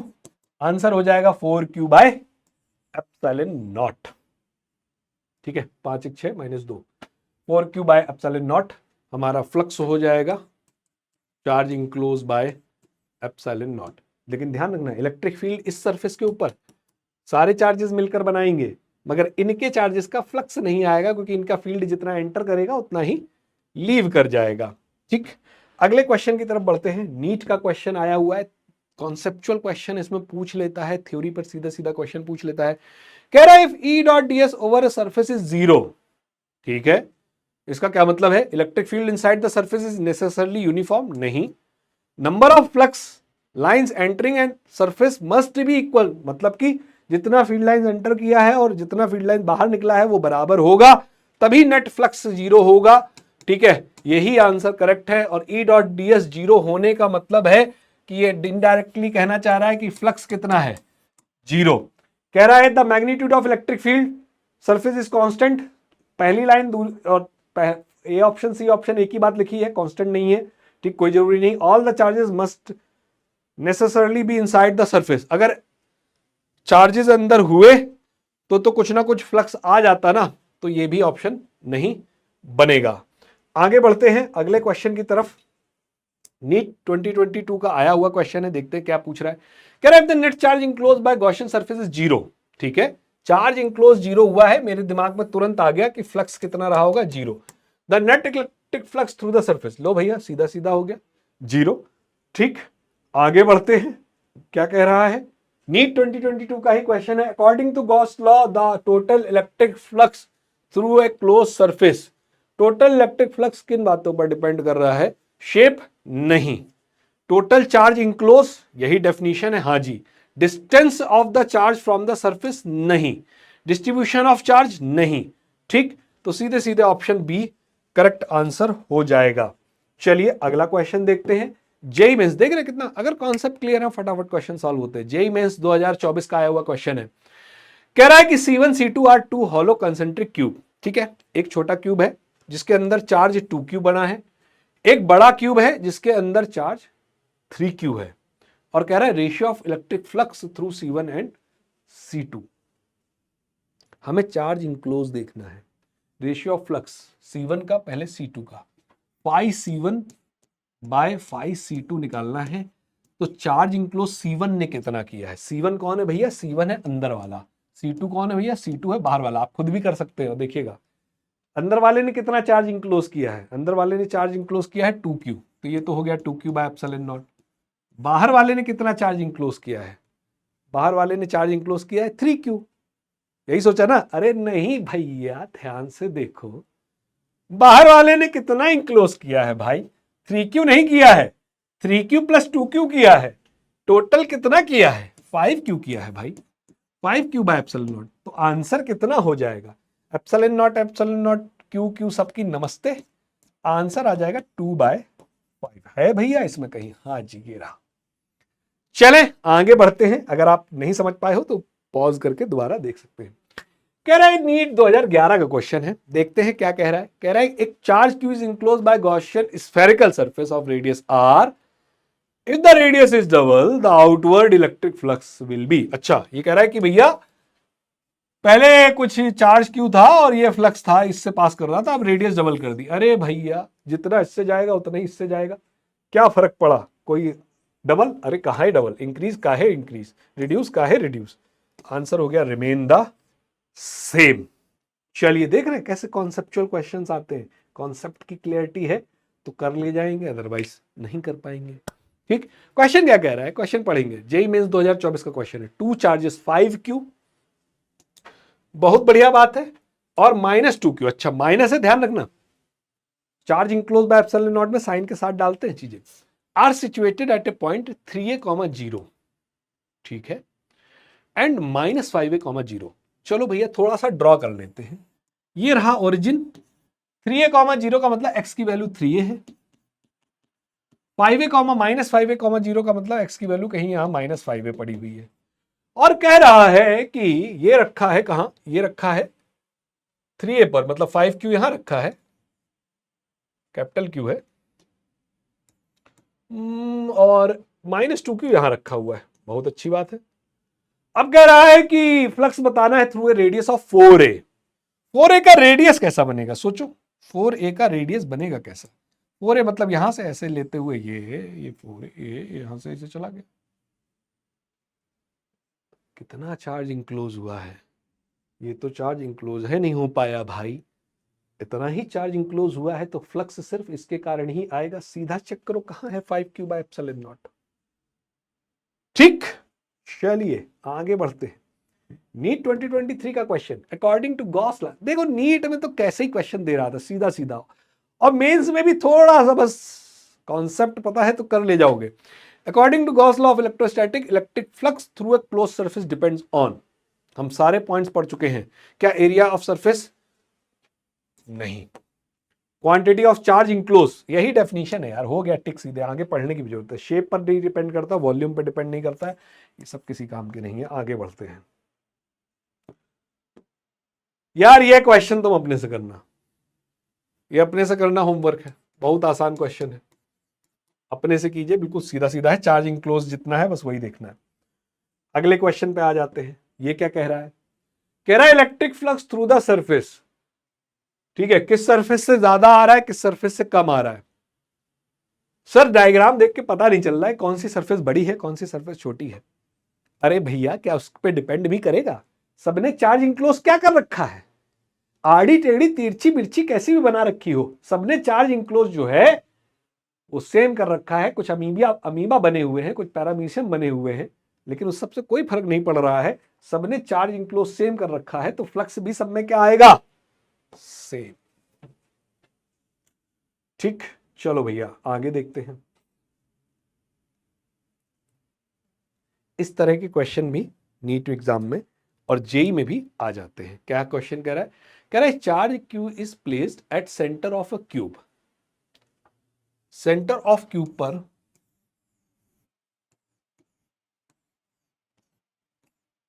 चार्ज क्यू प्लेस्ड है, बिल्कुल सेंटर पर, ठीक है।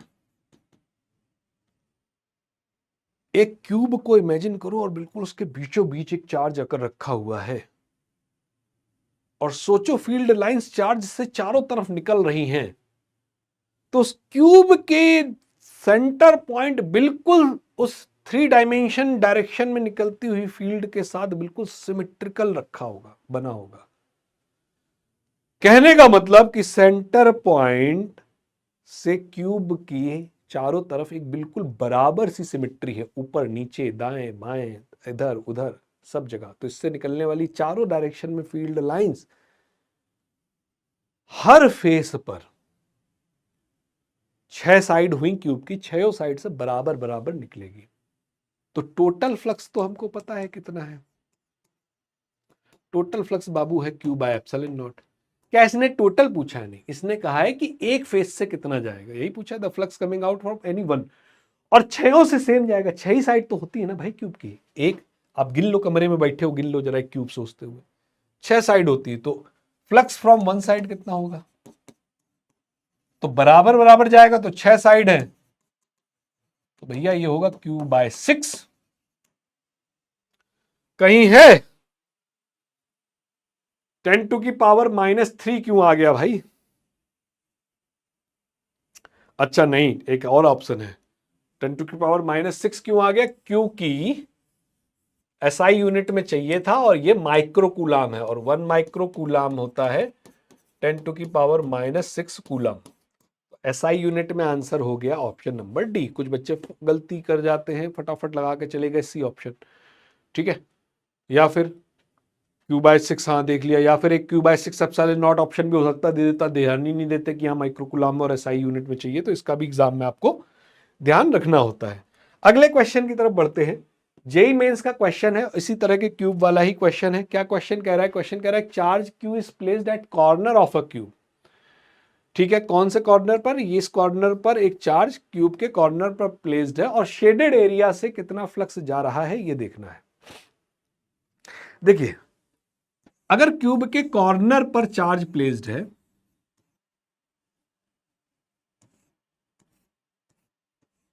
ठीक है, तो जिन क्यूब के अंदर हिस्सा कितना आएगा इसका, अगर इस कॉर्नर पर बिल्कुल प्लेस करे आता है, या आप कोई कॉर्नर पकड़ लो, उस पर बिल्कुल गोल गोल बॉल के जैसा घुसेड़ दिया जाए, तो सॉलिड स्टेट में पहले जब केमिस्ट्री में पढ़ते थे तो वहां पे टीचर बताते थे कि कितना हिस्सा आएगा, कुछ कुछ वहां से भी आप अंदाजा लगा सकते हो।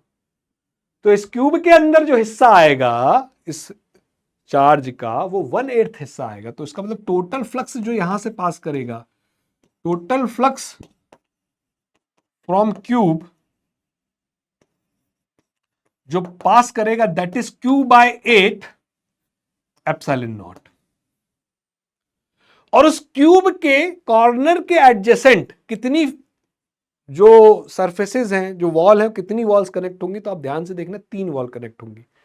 एक तो ये वाली, ये वाली, एक ये साइड वाली, ये भी इससे जुड़ा हुआ इसका कुन्ना, और एक ये सामने वाली, ये तो 3 बिल्कुल उसके कॉर्नर से साइड जुड़ी हुई है। आप देख सकते हो 3 दीवारें, 3 दीवालों का कुन्ना जो है कॉर्नर, वो एक जगह वहां कॉर्नर में है।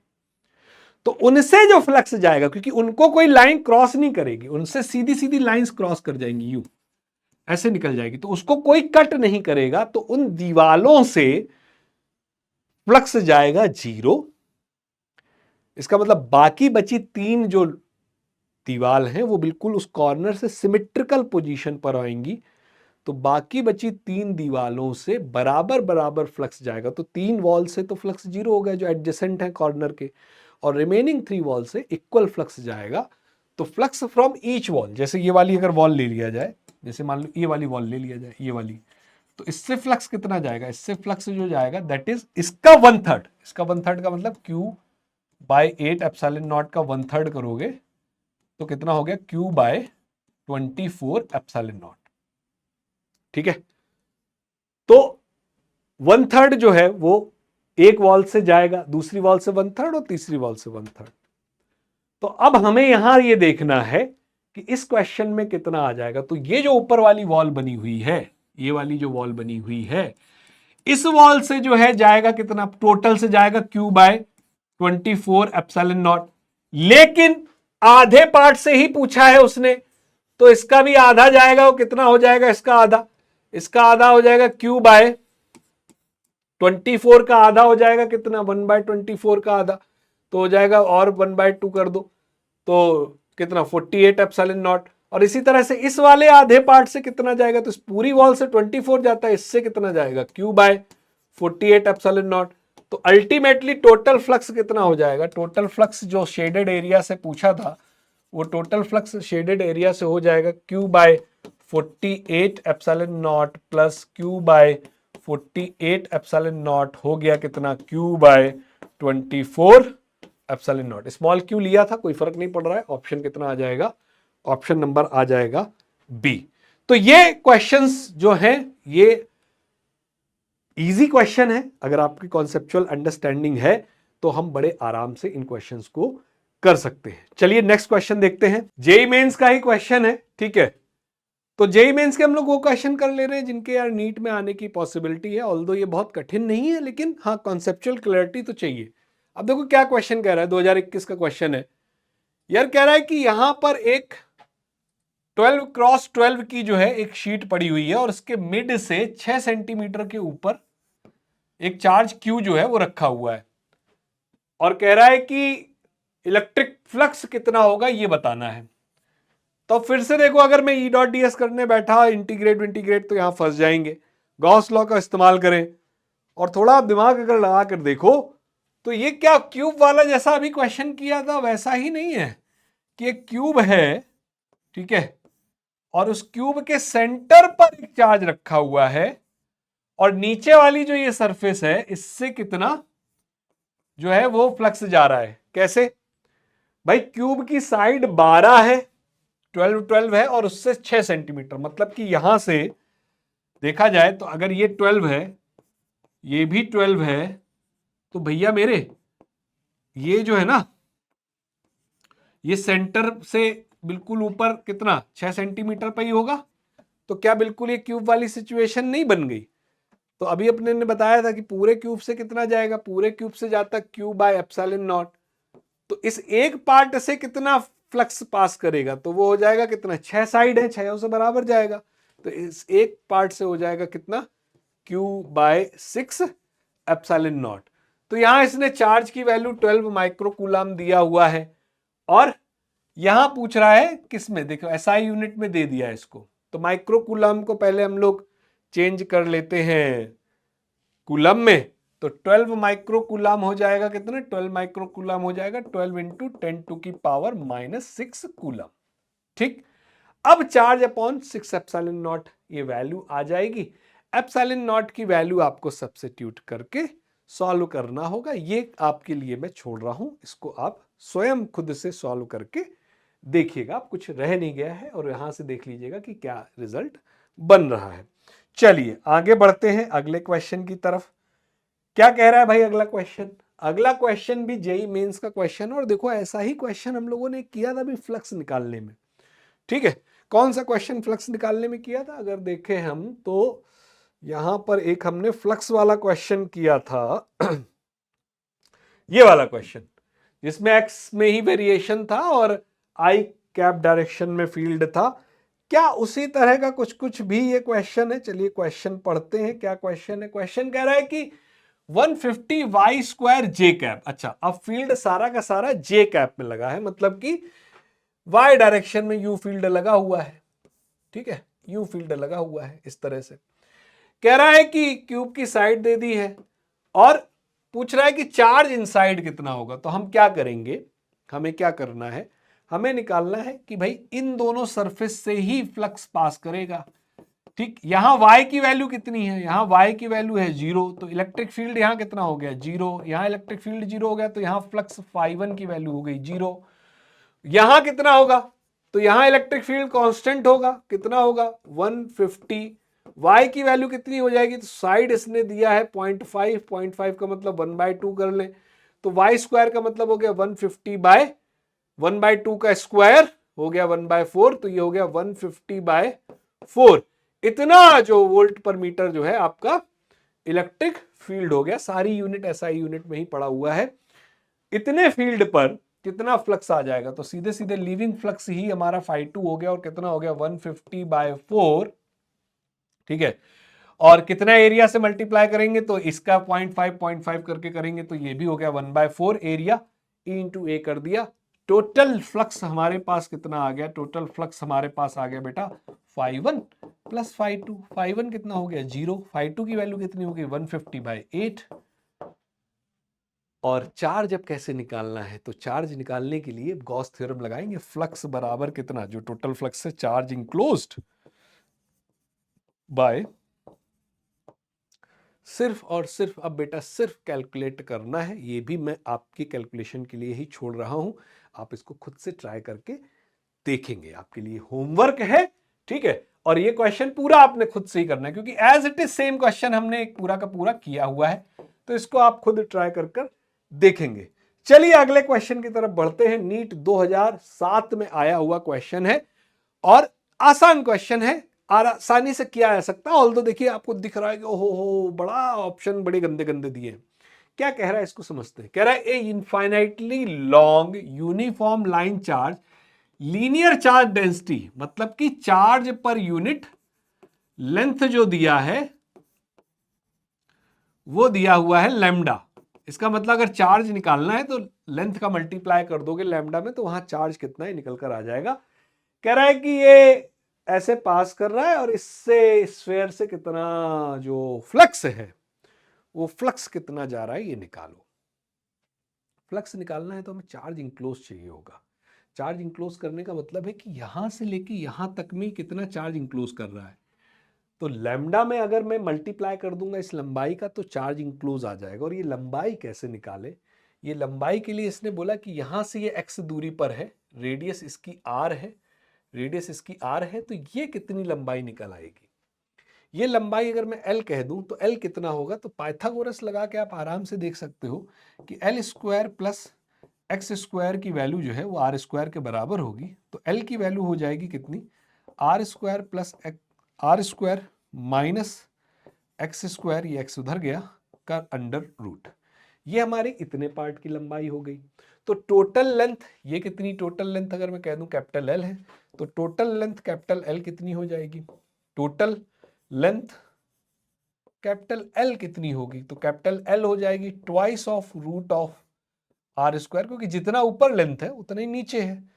ठीक, तो भैया charge enclose by epsilon not flux होता है, फ्लक्स हो जाएगा charge enclosed bye epsilon not. Charge enclose कितना हो जाएगा, लैम्डा इनटू कितनी एल अपॉन।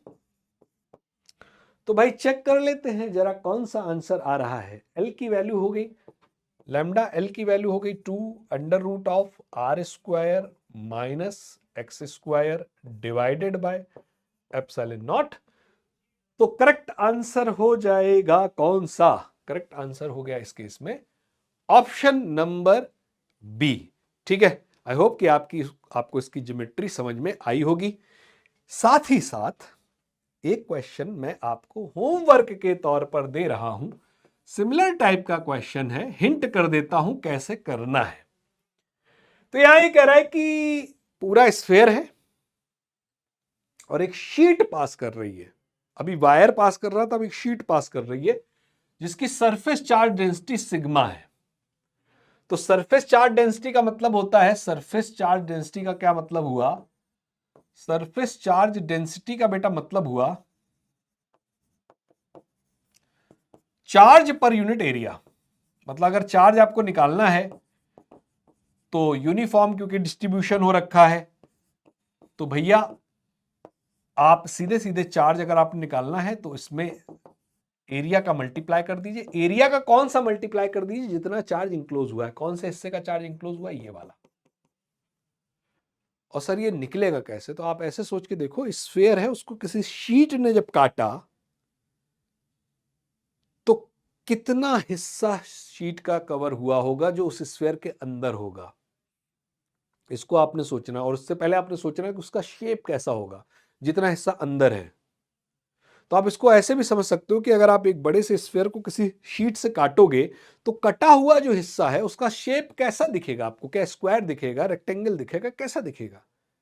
आप देखेंगे कि वो सर्कुलर दिखेगा। मतलब यहां कहने का मतलब, यहां एक ऐसी सर्कुलर डिस्क कट रही होगी इस शीट के कारण, उसका अगर मैं एरिया निकाल ले जाऊं तो मैं पूरा जो है इस कितना चार्ज इंक्लोज हुआ है उसका एरिया भी निकाल पाऊंगा। जैसे इसको जब मैं यहां से काटूंगा तो इस तरह का एक सर्किल बनेगा। आप ऐसे सोच के देखो ना, सेब गोल गोल सेब है या तरबूज है गोल गोल तरबूज है, और तरबूज को आप यूं काटते हो सीधा सीधा तो एक छोटा सा गोल गोल हिस्सा ही तो बनेगा।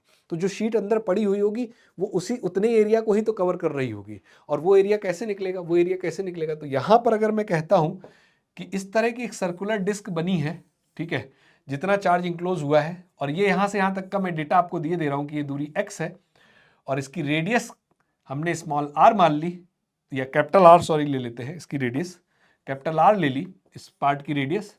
तो स्मॉल r की वैल्यू क्या होगी? तो स्मॉल r जो हो जाएगा वो हो जाएगा under root of r square minus X square. तो एरिया क्या होगा इस पार्ट का? एरिया इस पार्ट का बेटा हो जाएगा पाई आर स्क्वायर। चार्ज इंक्लोज कितना हो जाएगा? चार्ज इंक्लोज्ड आप देखो तो ये हो जाएगा आपका sigma into pi R square, और फ्लक्स हो जाएगा कितना बेटा? Sigma pi R square. मैंने ही पूरा कर दिया यार। सिग्मा पाई आर कितना हो गया? Under root of R square minus X square by epsilon naught. तो ये आपको यहां से यहां तक का डिस्टेंस दिया है एक्स, और रेडियस जो है इसकी दी हुई है कैपिटल आर। तो ये क्वेश्चन भी प्रैक्टिस के पॉइंट ऑफ व्यू से ही लिया गया क्वेश्चन था, ताकि आपको एक और वेरिएशंस ऑफ क्वेश्चंस जो है वो मिल सके। चलिए अगले क्वेश्चन की तरफ बढ़ते हैं और बात करते हैं कि यार कुछ ऐसा क्वेश्चन अगर आ गया कि मतलब बिल्कुल जैसे मतलब आउट ऑफ द बॉक्स ही बिल्कुल क्वेश्चन आ गया, तो अपने को ऐसा ना हो कि यार हमें पता ही नहीं है। तो पेन किलर सीरीज में हम लोग ऐसे ही क्वेश्चंस को और ऐसे ही टॉपिक्स को लेने वाले हैं। और बिल्कुल अनएक्सपेक्टेड टाइप का क्वेश्चन अगर आ गया, जैसे नीट 2025 में कोड 45 में पहला क्वेश्चन था, किसी को उम्मीद ही नहीं थी कि ऐसा क्वेश्चन नीट में पूछ सकता। ऑल्दो क्वेश्चन टफ नहीं था उनके लिए जिनको कॉन्सेप्चुअल अंडरस्टैंडिंग है या जो कॉन्सेप्ट्स के साथ पढ़ रहे हैं, ठीक है, और सारी बातों को समझते हुए पढ़ रहे हैं। लेकिन अगर सिर्फ शॉर्ट ट्रिक या उस पर काम चला रहे हैं तो नहीं बनेगा। दोनों चीजें जरूरी है, कॉन्सेप्चुअल अंडरस्टैंडिंग भी होना और जहां जहां आप स्पीड में कर सकते हो वहां स्पीड में करने का। क्वेश्चन क्या कह रहा है? क्वेश्चन कह रहा है find the flux of charge Q through the disc. यहां x दूरी पर एक डिस्क है, ये रिंग भी हो सकती थी कि इससे कितना फ्लक्स जा रहा है, या डिस्क हो सकती थी, दोनों सवाल एक ही टाइप के हैं। और क्वेश्चन पूछ लेता है कि भैया फ्लक्स कैसा कितना आएगा। अब ये देखिए, ये क्वेश्चन बिल्कुल हट के क्वेश्चन है, अलग क्वेश्चन है, ऐसा क्वेश्चन नीट में नहीं पूछा गया है, लेकिन इस सीरीज में हम लोग इस तरह के क्वेश्चंस लेकर आएंगे। तो भैया इस क्वेश्चन में अगर मैं कहूं कि फ्लक्स निकलेगा कैसे, तो उसके लिए देखिए हमको एक कॉन्सेप्ट आना चाहिए सॉलिड एंगल का। सॉलिड एंगल का कॉन्सेप्ट क्या है कि अगर एक स्फीयर है उसमें मान लीजिए यहीं चार्ज रखा हुआ है, ये क्यों, और इससे चारों तरफ फील्ड लाइंस जो है निकल रही होंगी, ऐसी तो हो रहा होगा, ठीक है।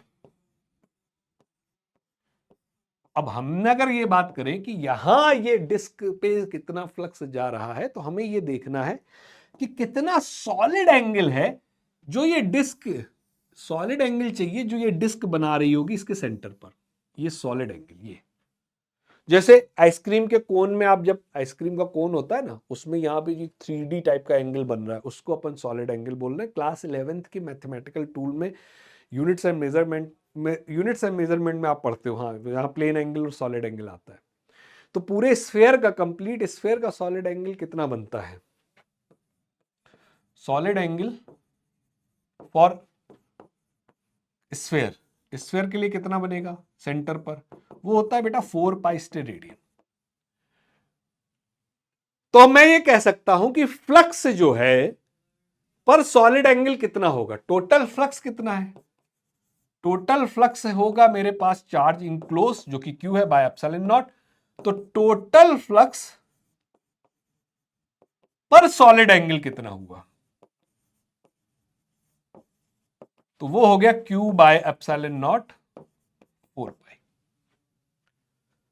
पर सॉलिड एंगल जो है मेरा Q by epsilon not upon 4 पाई, इतना जो है वो मेरा टोटल फ्लक्स पर सॉलिड एंगल बैठेगा। तो अब हमें चाहिए ये कि ये जो सॉलिड एंगल इतना हिस्सा बना रहा है, ये हिस्सा कितना सॉलिड एंगल बनाएगा, उसकी मुझे वैल्यू चाहिए कि वो वैल्यू कितनी होगी। तो उसके लिए हमारे पास भाई ये डिस्क है और यहां पर अगर मैं कहूं कि ये एंगल थीटा है, ठीक, तो मुझे एक रिलेशन चाहिए, ऐसा रिलेशन, इसकी रेडियस आर है और इस वाली डिस्क की रेडियस स्मॉल आर मान लेते हैं।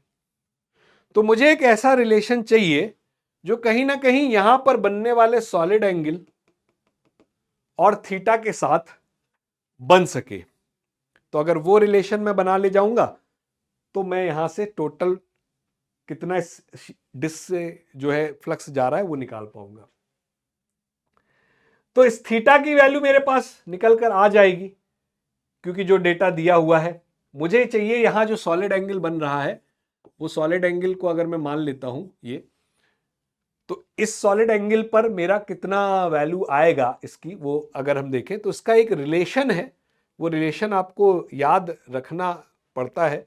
अगर आप वो रिलेशन याद रखते हैं थीटा के टर्म में, तो ये रिलेशन रहता है कि जो ये सॉलिड एंगल बना रहा है that is 2 pi 1 minus cos theta, इसके बराबर ये बनता है। ठीक, ये रिलेशन याद होना चाहिए। तो सॉलिड एंगल के टर्म में, थीटा के टर्म में ये रिलेशन आ जाता है। तो 2 पाई 1 माइनस कॉस थीटा कितना होगा, अगर इस ट्रायंगल में हम आसानी से देखें तो मेरे पास एक्स डेटा है, ये आर डेटा है, तो cos theta base upon R हो गया, तो ये हो गया मेरा एक्स बाय आर। ठीक है, आर को मैं रिप्लेस कर सकता हूं चाहे, ठीक, क्योंकि मेरे पास यहां जो डेटा दिया हुआ है उसमें ये कैपिटल आर है। तो मैं एक काम करता हूं, इसको कैपिटल आर ले लेता हूं और इस वाले पार्ट को मैं स्मॉल आर ले लेता हूं। तो कॉस थीटा की वैल्यू जो है, कॉस थीटा की वैल्यू हो जाएगी मेरी एक्स अपॉन स्मॉल आर, और स्मॉल आर को मैं लिख सकता हूं under root of R square plus X square, क्योंकि इसी के टर्म में रिजल्ट चाहिए अपने को।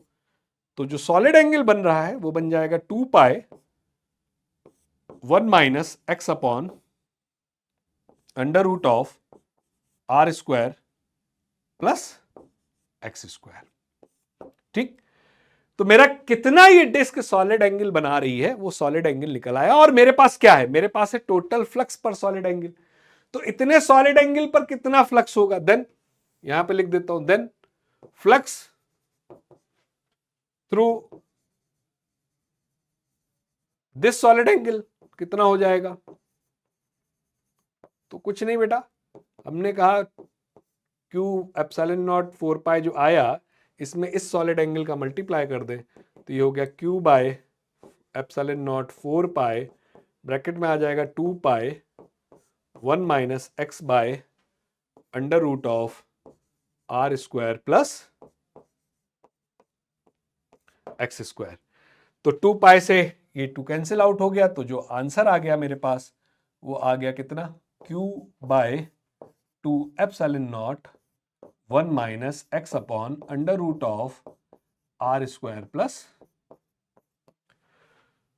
तो बेटा ये क्वेश्चन चाहे रिंग दिया होता है, डिस्क दिया होता है, इस तरह से अगर ये क्वेश्चन पूछा जाता तो फिर ये क्वेश्चन जो है, इसके लिए आपको ये चीज पता होना चाहिए। यहां पर अभी हम फिलहाल इसको डिराइव नहीं कर रहे हैं, ठीक है। अगर ये रिजल्ट आपको ध्यान में है कि सॉलिड एंगल का प्लेन एंगल के साथ किस तरह से रिलेशन बनता है, तो आप इसको यहां से सॉल्व कर सकते हैं। तो फिलहाल बेटा देखा जाए तो अभी के लिए इतना ही। उम्मीद करता हूं आपको चीजें समझ में आई होंगी और अच्छे क्वेश्चंस आपको करने को मिले होंगे। जल्द ही मिलेंगे अगले टॉपिक के साथ, तब तक के लिए जय हिंद।